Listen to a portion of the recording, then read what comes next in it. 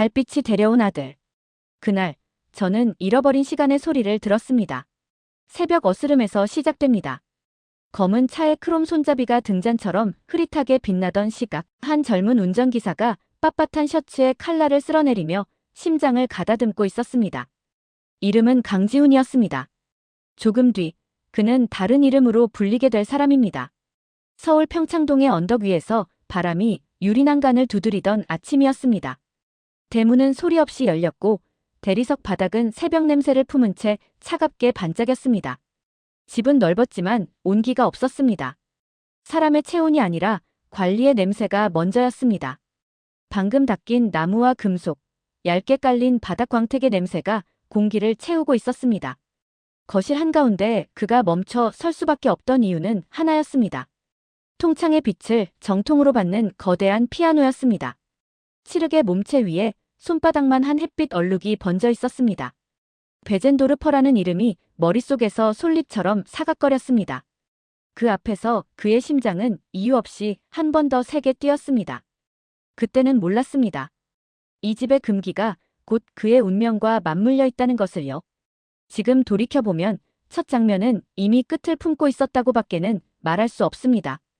이 이야기가 마음에 닿으셨다면 구독과 좋아요로 함께 해주세요. 여러분의 오늘이 누군가의 위로가 될 수 있습니다. 댓글에 당신의 이야기도 남겨주세요. 꼭 읽어보겠습니다. 금기의 악기. 그 아침의 공기는 유난히 맑았습니다. 산 쪽에서 흘러내린 찬 기운이 대리석 복도를 따라 얇게 움직였습니다. 저는 그 집의 가정부가 조용한 손짓으로 규칙을 전했다는 기록을 펼쳐 들었습니다. 눈빛은 유리잔 가장자리 같았습니다. 검고 큰 피아노에 손자국 하나 남겨서는 안 된다는 규율, 건반을 여는 움직임조차 허락되지 않는다는 단호함이 공기 속에 떠 있었습니다. 감정은 한 걸음씩 묶여야 한다는 질서였습니다. 저는 그 말을 되뇌며 거실의 질감을 더듬었습니다. 통창의 햇살이 바닥을 길게 어루만지고 먼지 대신 광택이 빛의 자리를 대신했습니다. 벽식의 초침이 지나갈 때마다 공기의 결이 아주 미세하게 바뀌는 느낌이 들었습니다. 그날 위층에서 내려온 발걸음은 둘이었습니다. 냄새가 먼저 기억을 붙잡았습니다. 한 사람에게서는 마른 종이와 규정의 냄새가 났습니다.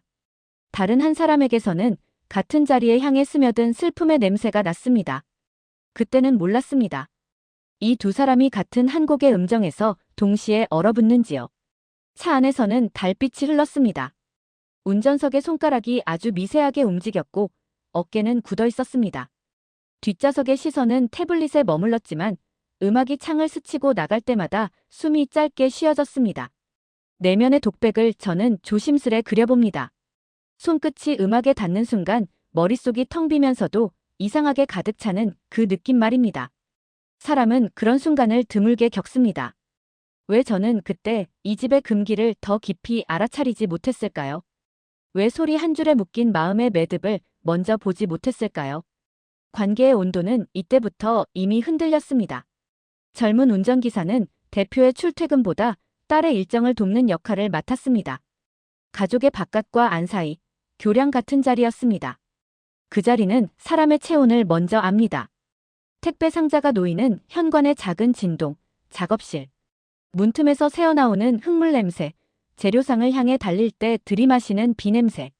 그는 그 모든 것을 몸으로 기억했습니다. 지금 돌이켜보면 이 집을 지배하던 금기는 무례함을 막는 규율이 아니라 아픔을 지키는 울타리였습니다. 손자국 하나도 허락하지 않음으로써 손을 잃어버린 세월을 버티려 했던 사람들의 방식이었습니다. 울타리는 견고했지만 오래 닫힌 문은 언제나 안쪽에서부터 먼저 흔들립니다. 이 일은 여기서 끝나지 않았습니다. 그리고 제 마음은 그날 이후 달라졌습니다. 다음 장면에서 비냄새가 서서히 문을 엽니다. 겹쳐지는 습관과 냄새. 며칠이 흘렀습니다. 도시의 구름은 얇아졌다가 두꺼워졌다가 다시 사라졌습니다. 젊은 운전기사는 조각가의 일정을 따라 움직였습니다. 작업실 안에는 점토와 석분의 냄새가 10개 겹쳐 있었습니다. 벽에는 파란 견본이 가지런히 붙어 있었습니다. 그는 짙은 남색을 좋아했습니다. 마음이 가라앉는 색이었습니다. 그녀도 그랬습니다. 같은 색을 바라보되 서로 다른 기억을 떠올렸습니다. 사람은 때로 색으로 마음을 숨깁니다. 그날 오후 소나기가 불시에 내렸습니다. 차창에 부딪히는 빗방울의 소리는 불안과 안도의 사이를 빠르게 왕복했습니다. 창을 닫기 전 흙냄새가 차 안으로 깊이 들어왔습니다. 그 냄새 앞에서 그는 고향을 떠올렸습니다. 그러나 고향의 위치는 비어 있었습니다. 보호시설의 기록은 단정했고 날짜는 또렷했지만 담장을 넘어간 바람의 이름은 적혀 있지 않았습니다. 내면의 독백은 더 잦아졌습니다. 왜 비냄새를 들이마실 때마다 같은 장면이 환한 번개처럼 스칠까요? 왜 검지마디를 엄지로 문지르는 이 작은 버릇이 스스로의 손을 달래듯 멈추지 않을까요? 유년의 방은 빈칸으로 남았고 빈칸은 습관의 모양으로 되돌아왔습니다. 관계의 변화는 사소한 동작에서 자랐습니다. 한 사람의 시선이 그 손동작에 멈춘 순간 신뢰의 온기가 옅어졌다가 곧 다시 깊어졌습니다. 그녀의 눈에 오래 묻어있던 그리움이 아주 미세하게 흔들렸습니다. 생일을 묻는 질문은 가벼운 예의가 아니었습니다. 10월의 어느 날, 보호시설에 도착한 날을 생일로 삼아주었다는 이야기. 그날의 숫자는 몸의 기억으로 곧장 내려갔습니다. 그녀 역시 같은 날짜의 촛불을 켜곤 했습니다. 여기에서 첫 번째 변곡점이 뚜렷해졌습니다. 같은 날의 촛불, 같은 손버릇. 우연이라고 넘기기에는 냄새가 너무 짙었습니다. 지금 돌이켜보면 마음은 증거를 요구하면서도 증거 이전의 것을 먼저 알아챕니다. 눈빛과 냄새, 체온과 습관. 그 모든 징후가 다음 장면의 서늘한 울림을 이미 예고하고 있었습니다. 이 일은 여기서 끝나지 않았습니다. 그리고 제 마음은 그날 이후 달라졌습니다. 텅 빈 저택과 고요한 오후, 그 앞에 놓인 검은 몸체가 다시 덮개를 들어 올립니다. 오후의 햇살과 달빛. 개인전을 이틀 앞둔 오후, 집은 비어 있었습니다. 큰 검정차는 갤러리로 향했고 사람들은 준비로 분주했습니다. 젊은 운전기사는 부탁을 받고 저택으로 되돌아왔습니다. 포트폴리오와 작은 장치를 챙겨야 했습니다. 오후의 집은 오전과는 다른 생물 같았습니다. 같은 빛이었지만 그림자는 더 길었습니다.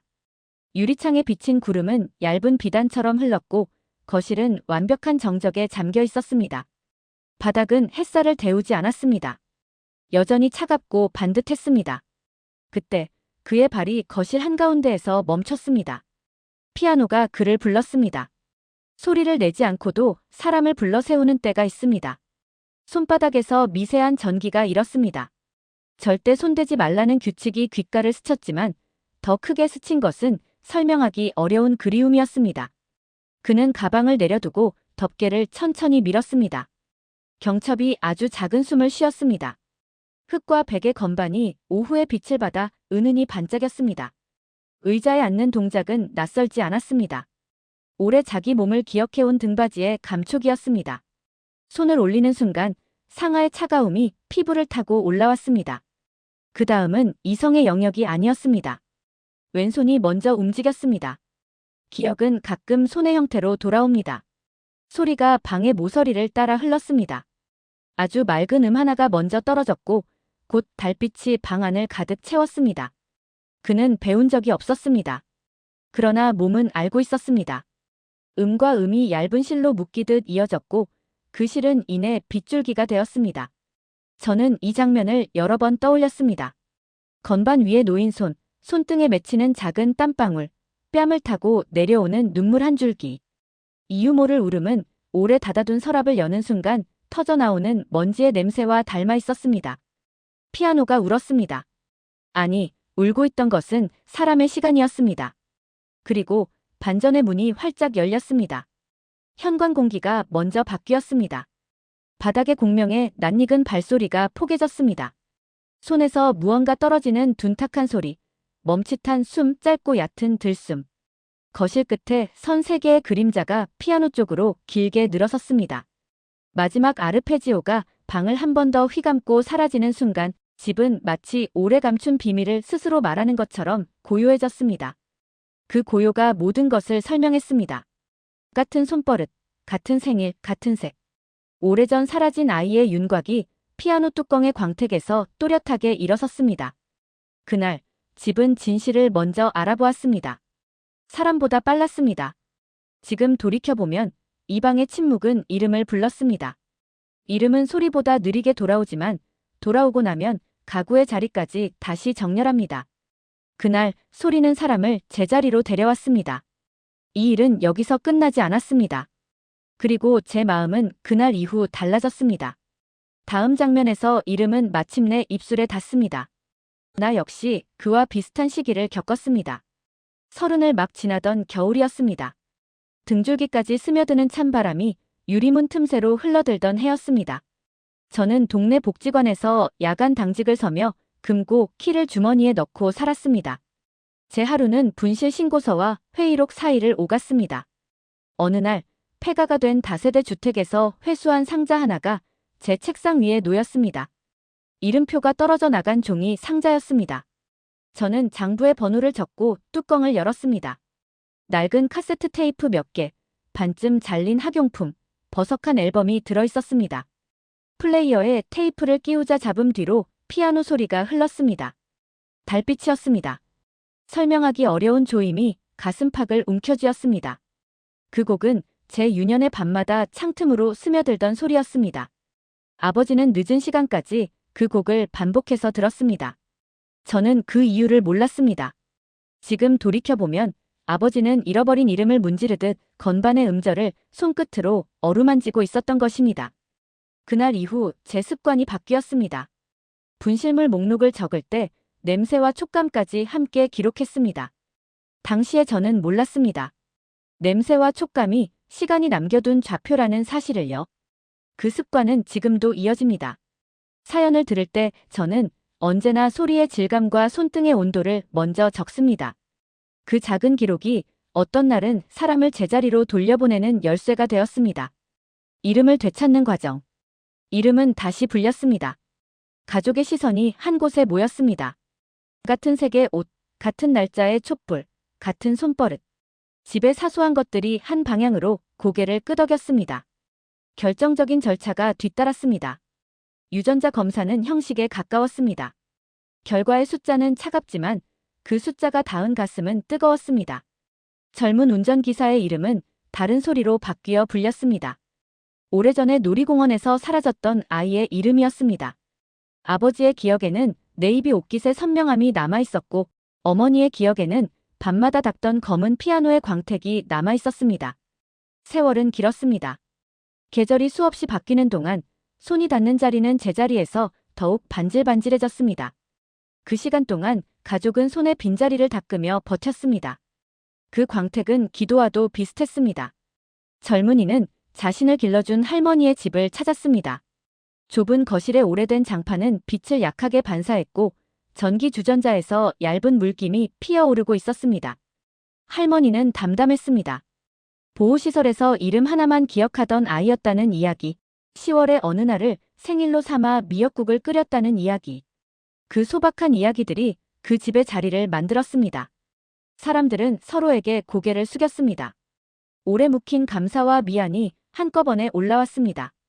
손을 잡는 동작은 말보다 정확했습니다. 손등의 주름과 손바닥의 굳은 살이 서로를 알아보았습니다. 여기에서 두 번째 변곡점이 명확해졌습니다. 이름을 되찾는 일은 호적에 글자를 올리는 일이 아니었습니다. 손의 기억을 제자리에 돌려놓는 일이었습니다. 그는 피아노 앞에 다시 앉았습니다. 뒤에는 네 사람이 각자의 자리에서 숨을 고르고 있었습니다. 상하의 감촉은 이전보다 덜 차가웠습니다. 소리는 방 안에 따뜻하게 퍼졌습니다. 이번에는 눈물이 아니라 치유였습니다. 달빛은 더 이상 쓸쓸하지 않았습니다. 돌아온 아들의 손이 집의 공기를 바꾸었습니다. 기계처럼 닦이던 광택에 사람의 체온이 스며들었습니다. 지금 돌이켜보면 증거와 직감 사이에 다리를 놓은 것은 음악이었습니다. 음악은 기억과 기억을 잇는 실이 되었고 그 실을 따라 이름은 집으로 돌아왔습니다. 이 일은 여기서 끝나지 않았습니다. 그리고 제 마음은 그날 이후 달라졌습니다. 마지막 장면에서 우리는 거리를 배우고 가까움을 배웁니다. 서로의 자리와 거리. 재회 뒤의 날들은 소박했습니다. 화려한 의식 대신 반복되는 일상이 있었습니다. 아침에 피아노 덮개를 여는 손길이 달라졌습니다. 예전에는 먼지 하나도 허락하지 않겠다는 결연함이었지만 이제는 사람의 손길을 기다리는 설렘에 가까웠습니다. 거실 창으로 들어오던 빛의 각도도 이상하게 달라 보였습니다. 같은 시간, 같은 자리였지만 빛은 더 오래 머물렀습니다. 아버지는 예전보다 말수가 줄었습니다. 숫자로 말하던 사람이 손으로 말하는 법을 배웠습니다. 어머니는 매일 아침 닦던 습관을 놓지 않으면서도 닦는 속도를 늦추었습니다. 천을 쥔 손목의 힘이 조금 풀렸습니다. 동생은 작업실 벽에 견본을 바꾸었습니다. 남색 옆에 새벽 회색을 붙였습니다. 오랫동안 가족을 감싸던 긴장도 계절을 몇 번 건너며 결을 바꾸었습니다. 서로를 바라보는 시간은 길어졌고 불쑥 찾아오는 침묵은 덜 아팠습니다. 그러나 어느 재회든 고르지는 않습니다. 이름을 되찾는 기쁨 뒤에는 잃어버린 해를 세는 습관이 따라붙습니다. 긴 빈자리. 누구의 잘못도 아닌 우연과 한순간의 실수. 가족은 그 빈자리를 곧바로 채우지 않기로 했습니다. 좋은 선택이었습니다. 사람 사이의 거리는 마음의 회복 속도에 맞춰야 합니다. 가까움은 급히 당기면 쉽게 끊어집니다. 그들은 모서리를 둥글게 깎듯 천천히 생활을 섞었습니다. 저녁 식탁에 앉는 손의 순서를 정했고 일주일의 하루는 각자의 시간을 지켰습니다. 저는 그 규칙을 읽으며 고개를 끄덕였습니다. 돌이켜보면 회복은 기술이 아니라 생활이었습니다. 피아노는 매주 같은 날 같은 시간에 울렸습니다. 달빛만이 아니라 다른 곡들도 하나씩 더해졌습니다. 소리는 이제 이 집을 지키는 방식이 되었습니다. 손끝의 기억은 매번 조금씩 달랐지만 달라지는 만큼 더 견고해졌습니다. 계절이 바뀔 때마다 소리는 옅어졌다가 진해졌습니다. 문장으로 옮기면 이렇습니다. 돌아온 아들은 자신이 떠나온 시간을 음악으로 배웠고 가족은 그 음악을 들으며 잃어버린 해의 무게를 나누었습니다. 지금 돌이켜보면 이 집을 지배하던 금기는 새로 번역되었습니다. 그때의 금기는 아픔을 지키는 울타리였습니다. 이제의 규칙은 서로를 지키는 간격이 되었습니다. 간격은 차갑지 않았습니다. 호흡이 드나드는 통로였습니다. 이 일은 여기서 멈춘 듯 보이지만 끝나지 않았습니다. 그리고 제 마음은 그날 이후 달라졌습니다. 이야기는 여기서 닿았고 각자의 생활 속에서 조용히 계속될 것입니다. 이 사연에서 제가 배운 것은 세 가지입니다. 첫째는 감정의 정직함입니다. 몸은 먼저 압니다. 손끝이 기억하고 냄새가 불러내고 습관이 말합니다. 증거는 그 다음입니다.